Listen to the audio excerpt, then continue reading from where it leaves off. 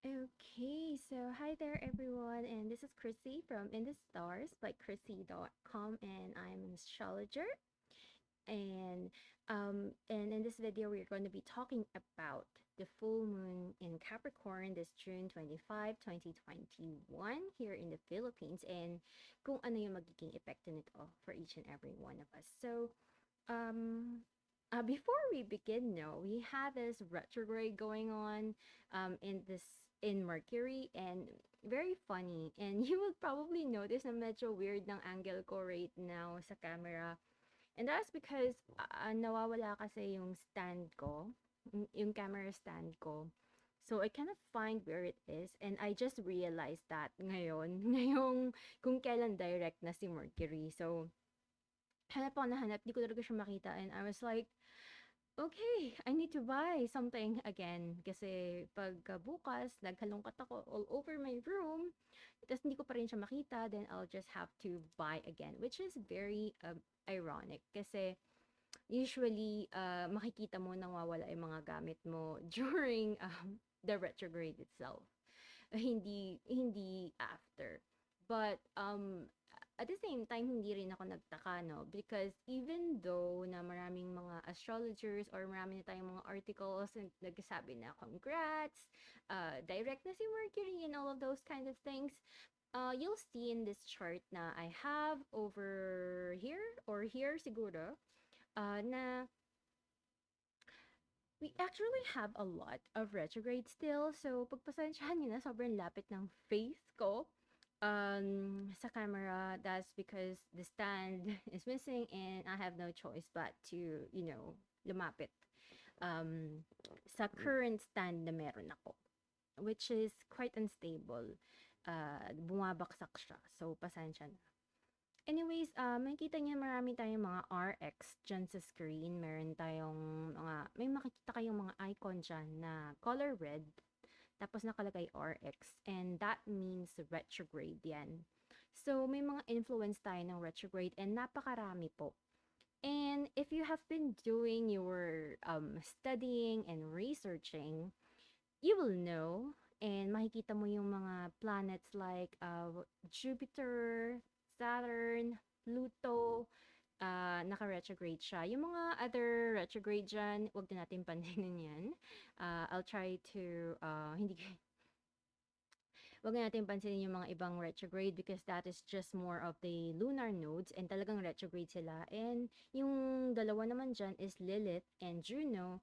And that will have some form of influence then with this prediction. So,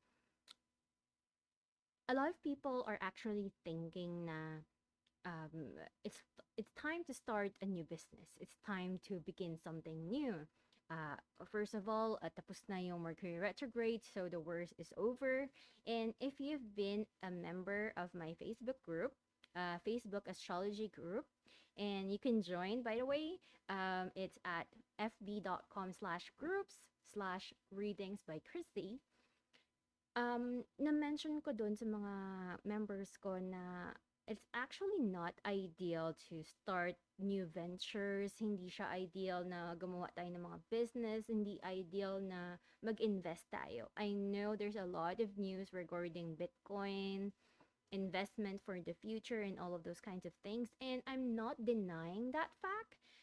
It's just that for me, okay mag-invest for higher technology because pupunta na tayo dun eh. And um, if you're also subscribed to my other YouTube channel na, na global, I did made predictions regarding that. And I did say na hindi na tayo dapat nakastick so much with the traditional means of work. We need to innovate and try to change, and imbis na i-try natin bumalik kung ano meron tayo before, nandito na tayo sa point na kailangan tayo gumawa ng mga bagay that can allow us to survive whether may pandemic o wala. Alam mo yon, we cannot just rely sa vaccine, we cannot just rely on certain things kasi paano pag nawala yan, 'di ba? I mean, uulit ka na naman sa simula. Wala na naman. So we need to make some form of precautions um, regarding kung paano tayo dapat mabuhay from here on onwards. So taking risk is the least thing one should be doing just because, maraming tao kasi feeling nila, babalik na tayo sa dati. Pero it's not exactly ganun ang dating eh. Alam mo yun? Hindi ganun yung dating. In fact, dumarating tayo sa point na parang nag-change na yung mundo. And that is going to be very evident pag pumunta na sa Aquarius si Pluto. Kasi Pluto is all about transformation, Pluto is all about changes. Um, it's like a new century, a new world, or that kind of a thing. And the only reason lang naman kung bakit parang nandito pa tayo sa situation wherein things still feel a bit traditional. May mga weird stuff going on. May mga innovative stuff going on. Remember, may mga news din tayo sa Jollibee wherein onti na lang daw yung mga employee. Hindi na sila masyado nag-hire so much and everything is becoming computerized, AI na ang mundo, and alam mo yun, there's going to be more of that, basically. So, we need to change, and slowly, bit by bit, yan yung mga bagay na ma-realize natin one way or another, especially as we enter next year.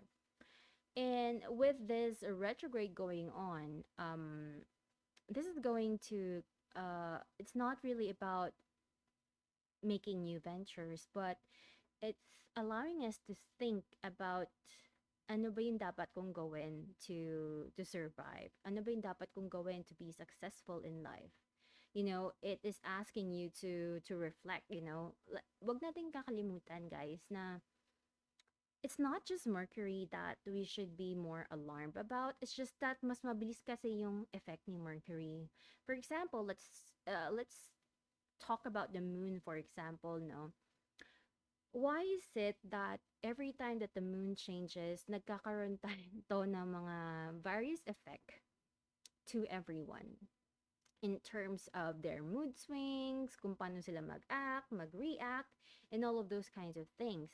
And this is because the moon changes sign very quickly. So every time na may nangyayari sa moon, it tends to affect a lot of people. Yan din yung reason bakit affected tayo whether there is a new moon, a full moon, a solar eclipse, a lunar eclipse, and all of those kinds of things. So medyo big impact siya. Um, Mercury retrograde specifically happens every 2 to 3 months time. So, medyo mabilis din siya compared to other planets. Other planets kasi mga long duration sila eh. Alam mo yun, bihira sila mag-retrograde. Hindi sila laging retrograde. And, kaya parang, alam mo yun, minsan hindi nagsisink in agad yung mga changes na kailangan natin gawin. Dahil doon, hindi sila parang, alam mo yun, hindi tayo masyadong naaalarma. Even though, uh, dapat din natin silang pansinin. So, especially when they change a sign. So, yun. But anyway, so that's just, I guess, I would call it a food for thought, no? Especially since this is a full moon in Capricorn. So, I just want to give you some form of information that's actually real. And pansinin po natin na yung ascendant ng chart, ng full moon chart na to, in the Philippines is at the 21 degrees of Taurus. So again, Taurus is about stability, something that's very, very real, something in the material world. And then the 21 degree, it has a lot to do with, forward thinking, saan ba tayo magpo-proceed in life. And this whole chart has a lot to do with Sagittarian theme and a Jupiter type of energy all at the same time. So a lot of people are actually thinking na since Capricorn yung full moon, it means na it's something to do with money. It's something to do with stability in life. It's something to do with work. Actually, hindi siya exactly correct. pero it's not exactly wrong either. I would say na because this full moon is actually happening at the third degree, makikita nyo may 3 degrees in sun and moon, exactly 3 degrees and 27 minutes. It means that, there is an influence ng Gemini here. So there's an influence of a Mercury oriented thing going on as well. And whenever there is a full moon, the moon is, illuminated in the sky. Pag merong full moon, notice natin to agad. So, andun yung idea na whenever there is a full moon, something always shows up. You find out something, you'll realize something, you'll see something, you will find out something. And in most cases, this could even be the death of a president, diba? Since recently there is a news regarding that, and that's probably due to the fact na may 8 degrees of Mars tayo over here sa baba, and it is directly opposing Saturn in Aquarius. Saturn Aquarius opposition.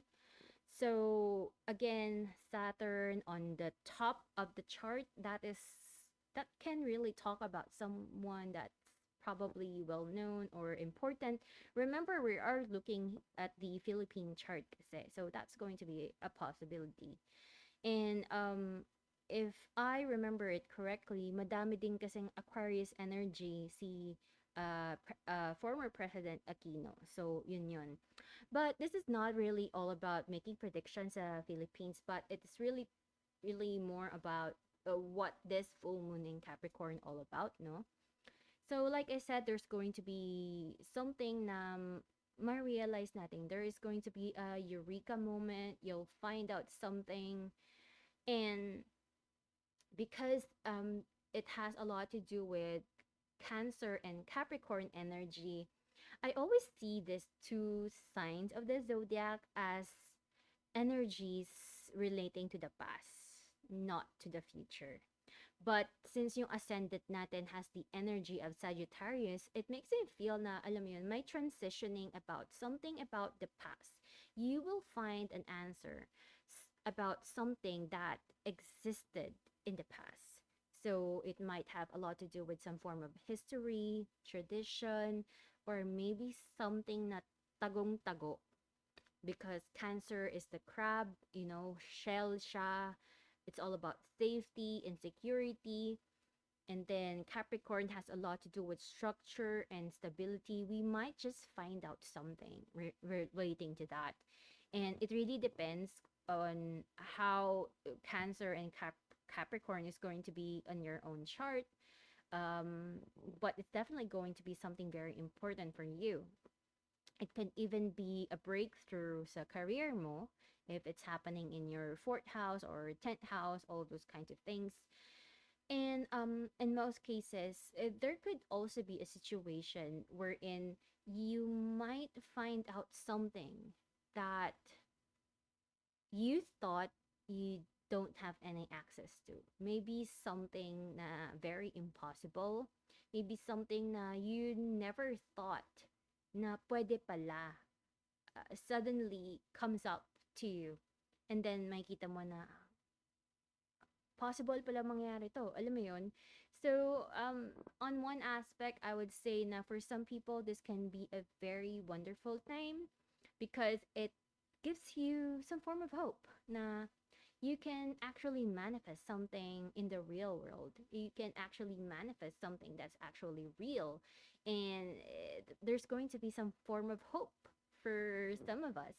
And at the same time, this can also be a situation wherein there could be some things na hindi natin alam before, and we are going to be finding out with this full moon in Capricorn. And let us not forget na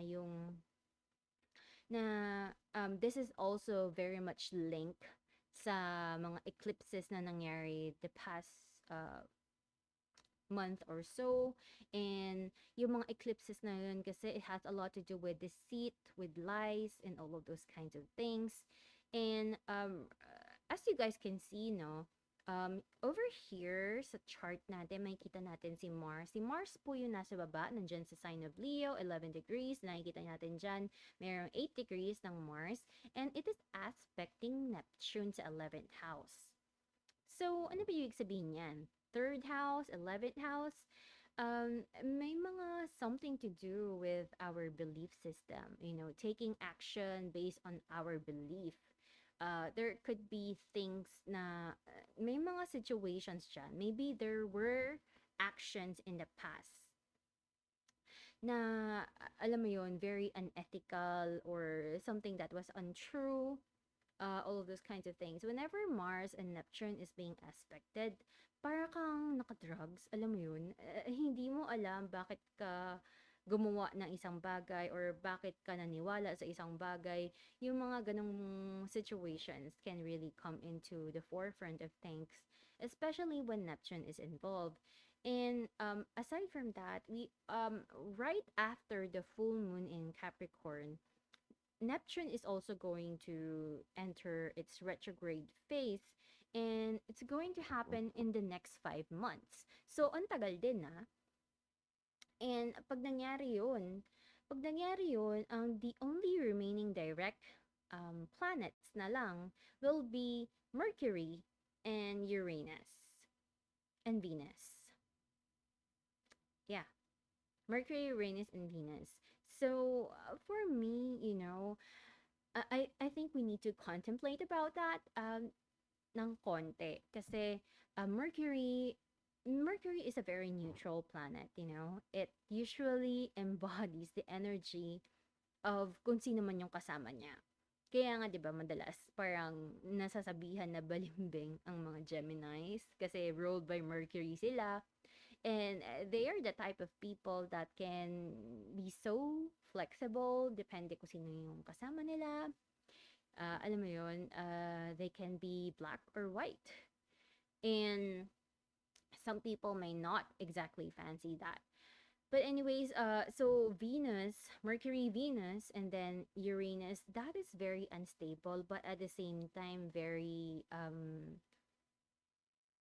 unique to the point na willing ka to experiment on certain things, but at the same time, because nandyan si Uranus, it could be something that is very dramatic, very innovative, sobrang kakaiba, or it could be something na it won't last at all. So, I also, Mars is also direct, by the way. Pero the reason bakit hindi ko na-include si Mars sa topic na to is because Mars is also going to be invisible. What does invisible mean, no? Invisible kasi ang ibig sabihin is sobrang lapit nila sa sun. So a planet is hidden in the rays of the sun yung dating. So pag ganun kasi yung situation, ibig sabihin parang nandyan si Mars sa sky, sa universe and all of that kind of stuff. Hindi siya completely nasunog, pero sunog siya. And hindi siya ganun ka-visible um, sa atin as a whole. So, medyo ganun yung concept niya. And you will have to think of it this way as um, if the sun is God and Mars is Ares as the god of war, kumbaga si Zeus at si Ares ay nag-uusap. Baka pinapagalitan niya si Ares. I mean, who knows, 'di ba? And this could be a session of strategic venture or literally a punishment of sort. Kaya whenever a planet is invisible, it's very wild. It can manifest and act in a way na hindi natin ma-expect, hindi natin ma-control. So, especially with Mars opposing Saturn, this could be, pwedeng merong gustong magrebelde. Meron siyang gustong gawin na hindi niya magawa. He's trying to control things. Nakaharap siya with Saturn and Neptune eh. And Neptune is like Hades. So, it's like the god of karma and the god of the underworld in his face. So it makes Mars very frustrated. It makes his action, it could be even his ego really damaged as well. So if you have that energy of this Leo, a lot of you guys will probably feel this urge, feel this frustration at all at the same time, and a feeling of loss or feeling lost as well. So there's going to be an element wherein mapapaisip ka sa bagay-bagay eh. Um, and even though that Leo is a lion and they're all about authority, they are very brave. They are known for being someone who is not afraid and very initiative sila. Andun siya sa point wherein they need to reflect kung nasa right path ba sila, kung tama ba yung ginagawa nila, and all of those kinds of things. And with Venus also making an opposition to Pluto, this is also making someone very emotional. And andito tayo sa point of what is right and what is wrong. And alam mo yon, and pag mga yung mga planeta na retrograde is influencing a full moon, parang ano yan eh, parang everything is piling up. Tapos lahat internalize sa katawan natin. So, ano ba yung nangyayari pagka kunyari, imagine mo na lang nasa school ka, no? Tapos lahat ng mga teachers, yung mga professors mo, lahat pinapagalitan ka. Tapos pag uwi mo sa bahay, papagalitan ka rin ng parents mo. Hindi ba parang sobrang nakakainis yun to the point na gusto mo nang sumapog? And there is that kind of energy. And if I'm correct, this full moon has the fixed star of Polis and connected siya kala Hercules kaya maganda yung effect nito pero at the same time Hercules is ano eh Hercules is very much known for being a fighter. So, parang grabe talaga yung Mars energy niya. And he is a hero and known for success, known for a lot of good ventures.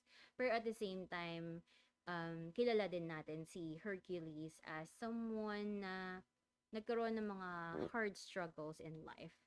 So, i-try ko lang ilapit yung mic ko kasi parang last time, maraming nagsabi na mahina daw yung boses ko. So, I do hope na this time, tinaasan ko ng konti yung volume. Pero hopefully, mag-work to. But anyways, ayun nga. This is going to be a period of time wherein we might find out something. And, you know, instead of actually taking action, we might need to reflect on certain things. And hindi po siya yung time or period na dapat mag-take tayo ng action agad-agad. Kasi pag ginawa natin yon, there's going to be some form of consequences. Especially because even though retrograde yung mga planets like Pluto and Saturn, by the month of October, they are going to be direct. Magkasunod sila halos eh. So, ano ba mangyayari pagka, I think, yeah, oo. And pag nangyari yun, pag direct na sila Saturn and Pluto, whatever actions that you have taken during this time, pag hindi mo siya pinag-isipan ng mabuti,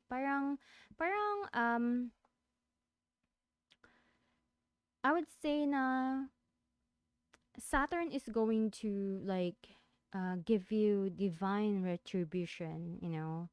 Parang makukuha mo yung consequences of the actions that you have taken.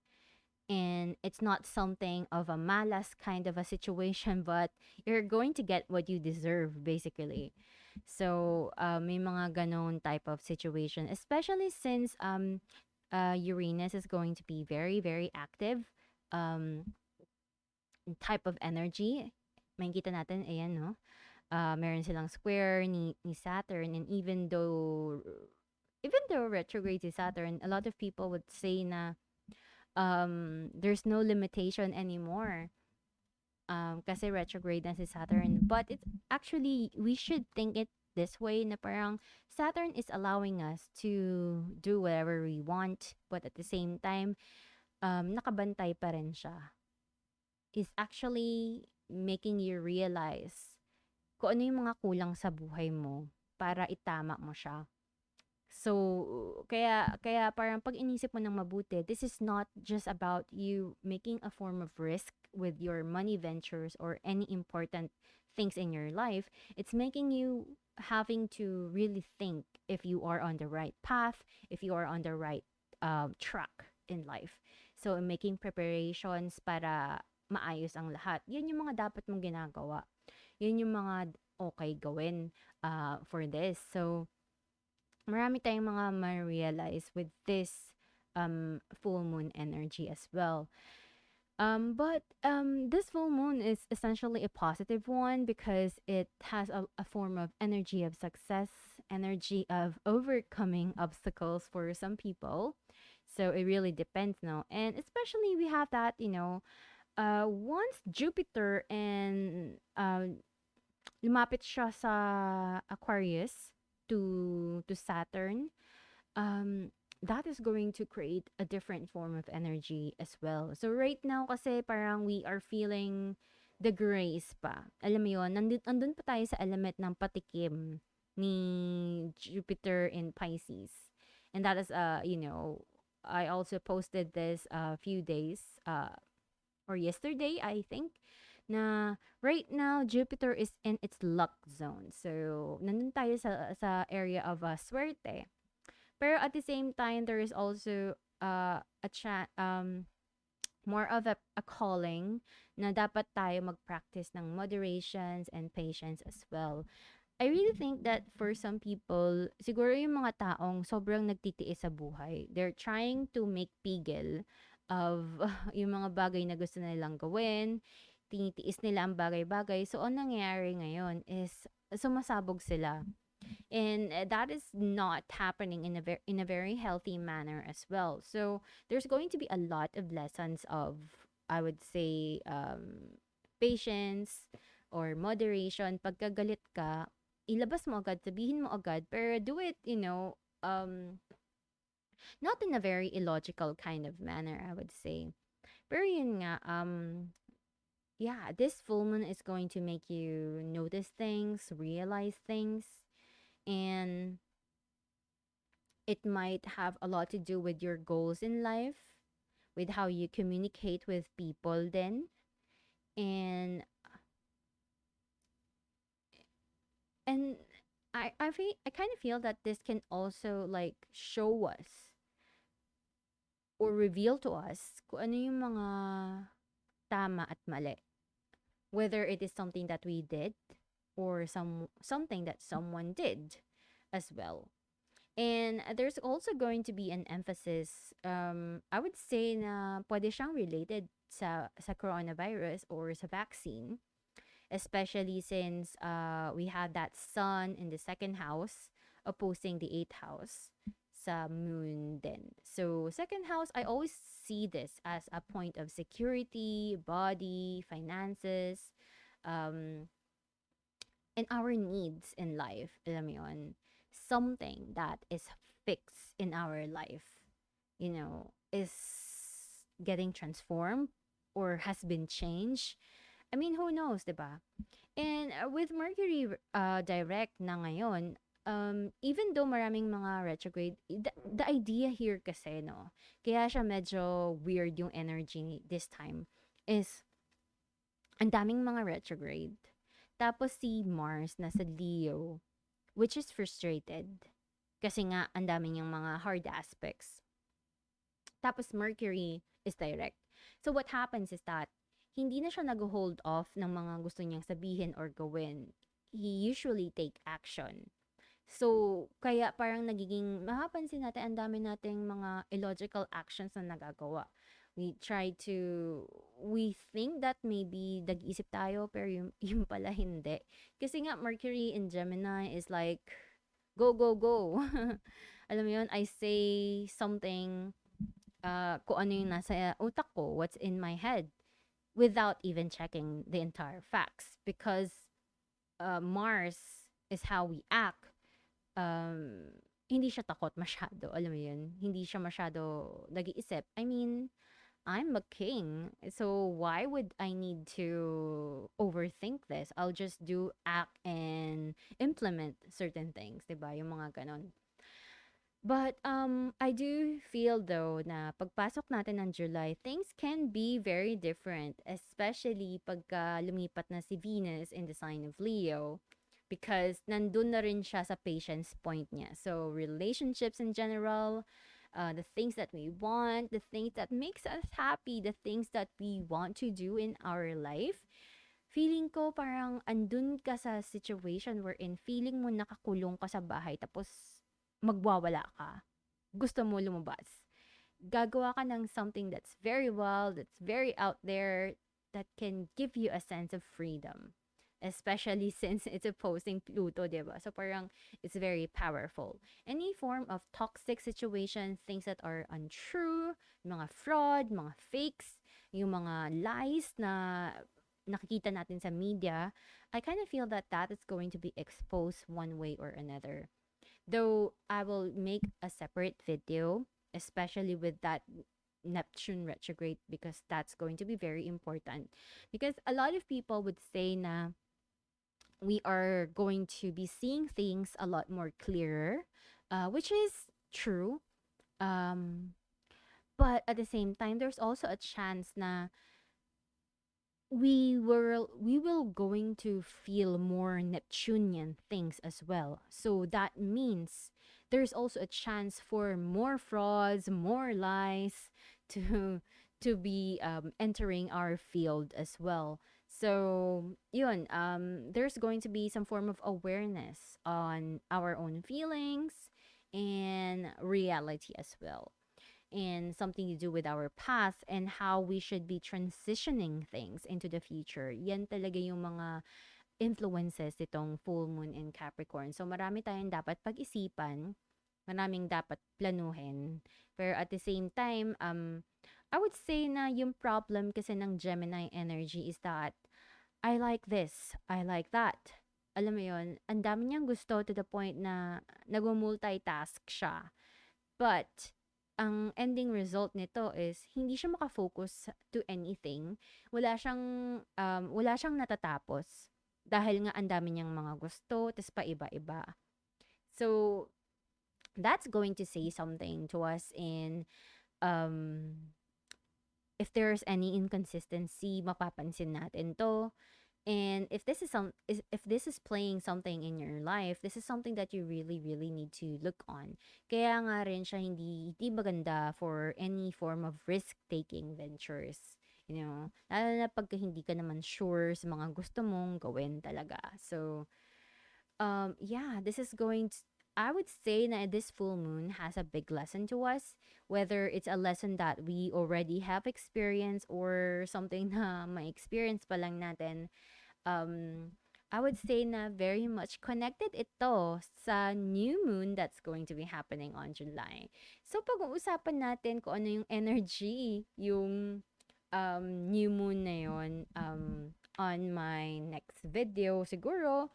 Or, like I said, pag nag-join kayo ng Facebook group ko, you'll get more highlights on the information ng mga forecast ko ahead of time. But yun lang. Anyways, I just want to make a short plug to thank each and every one of you. And for those people who are in my Shopee, if you guys don't know, I'm actually a seller also in Shopee, shopee.ph/ in the stars by Krissy. And I sell charms in mga jar works and all of those kinds of things, since I do practice magic and root work. So, and I just received a lot of positive responses, and it has been really draining. So, I might have to do some form of pre-order sessions next time, and some of my jar works might need to increase its price a bit. But feeling ko naman na sa dami ng mga reviews ninyo and mga positive outcomes, I feel na worth it naman yung mga prices na i-raise ko. Kasi malaki naman yung balik na nagagawa nila sa inyo. And I'm sure that those people who have purchased my products will attest to that as well. But ayun, para sa akin, no, this is like a great happiness for me because I've always wanted to help a lot of people, and I'm not going to say na I am a best person in doing all those kinds of things. All I can promise you is that ginagawa ko siya with my whole heart, and it's draining. So and hindi siya mass produce. So everything is done as you order. So yun din yung isang kagandahan niya. And even though that it's not the most aesthetic kind of products that are going to see, oils or charms, and wala rin siyang mga conjured spirits and all of those kinds of things, all I can assure you is that they are made from my heart and they are made with positive light. The very least for me anyway. So and para sa akin yung mga yan is all as well because of the trust that you have given me, and I'm really thankful for that. Anyways, I do also readings, no? Astrology and fortune telling. You can check out my website in the stars by Krissy.com/ph. Huwag niyo kakalimutan yung /ph for your Philippine peso discounts. So please do check out the link below this video to get all of the informations. And yun, I will also try to do a I would say a podcast for this full moon. I'm not sure if I will be able to because sobrang busy talaga. Pero let's see tomorrow if I can make something much more detailed than this. But yun lang. And thank you guys. Sana makagawa ako ng new videos again here in the channel, and please do follow me on TikTok. I'll try to post new contents there very soon. Yun lang, and I'll see you guys again next time. Goodbye.